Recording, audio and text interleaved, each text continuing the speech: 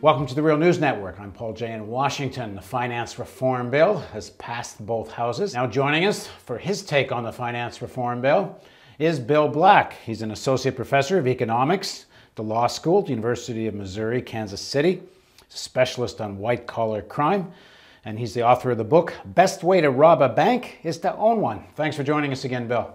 Thank you. So much depends on who's going to be in charge of the regulators, who's going to have the lobbying power around the regulators, instead of hard laws that actually create real barriers to this.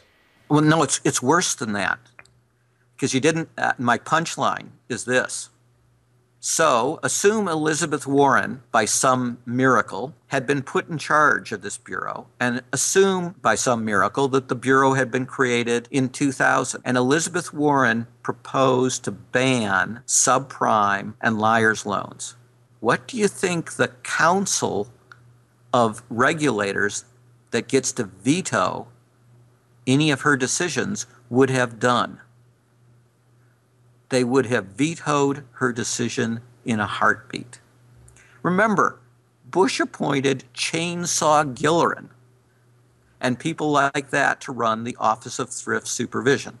This is the guy that so hated regulation that he came to the press conference with a chainsaw to stand over a pile of regulations next to, mind you, the three leading bank lobbyists in America, to show that the regulators who are supposed to protect us were actively working with the bank lobbyists to destroy all the protections against the banks. Now, do you think that people like Chainsaw Gilleran would have allowed Elizabeth Warren's rules to go into effect? Of course not. That was sort of my point, is that the way the bill is established, everything depends so much on regulators, and given how powerful Wall Street is in lobbying and appointing regulators, even under a Democratic Party regime, if you get to a Republican regime with another Cheney who gets to influence the appointments, you wind up with very little in this bill. Am I reading it correctly? You end up with nothing. Indeed, you end up with potentially two very bad things. One, you end up with complacency. After all, everybody said this is going to prevent all future crises, so we don't have to worry about future crises.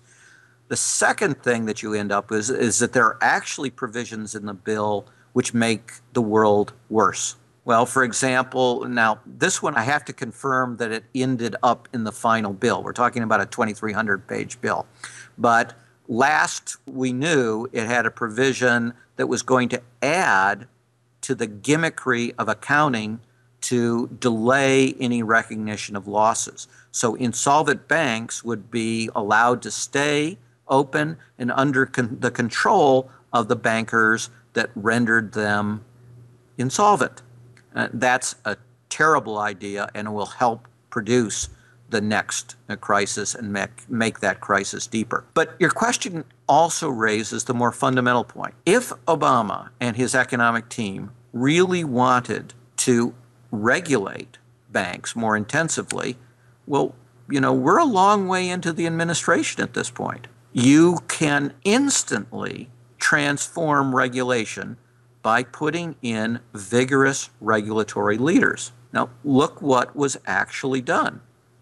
Obama left in charge the absolutely disastrous leader who was supposed to regulate Fannie and Freddie, a guy who, by the way, had been a personal friend of Bush for 40 years.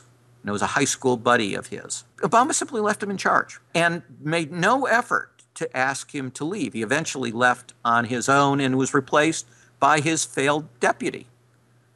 And the administration simply left. And Fannie and Freddie are catastrophic disasters because of their executive compensation practices, which Fannie and Freddie were privatized. And they have the enormous bonuses dependent on short-term earnings. And this is not the first, but at least the second time that they've engaged in massive accounting fraud in order to maximize their bonuses within the last 10 years. Look, the Office of Thrift Supervision. They left people who were running an outright criminal agency in charge. They left the worst regulator in the history of the Office of the Comptroller of Currency. This is a guy that not only didn't protect us from frauds, he ran a holy war against state regulators who tried to crack down on predatory lending. It's called preemption. So they said, no, no, no, we're not going to protect consumers, but it's unlawful for the states to protect consumers from these predators as well. That guy is still in charge under the Obama administration. They appointed to run the SEC someone who had been a leading proponent of voluntary regulation, that the industry could be counted on to prevent any securities fraud. This is significantly insane. None of this has tracks with any reality. If the Obama administration really wanted to regulate, to protect us, it had ample authority under the existing laws without any passage to revolutionize the protection. And instead, there have been some improvements. How could you not fail to improve over the Bush administration? But the pace of protection is pathetic, and it's because they left the people who were selected because they were anti-regulators in charge. And then, of course, they've reappointed Bernanke, who was a lifelong opponent of effective regulation. And they have Summers and Geithner, who are lifelong opponents of effective regulation, running their economic policies. Bill, when they ran the health care legislation, their argument of the Obama administration was there needed to be a vigorous public option, or you couldn't have effective regulation of the insurance business. There had to be some alternative to keep them in line. Now, they didn't follow through on that, but does the logic hold for the finance sector as well? Especially when you have such powerful lobbyists on the regulatory side. Should people simply be demanding some kind of public alternative for credit and for financing?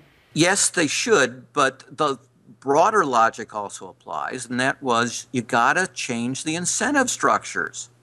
If you leave the private insurers in place, the incentive structure is inherently anti-public.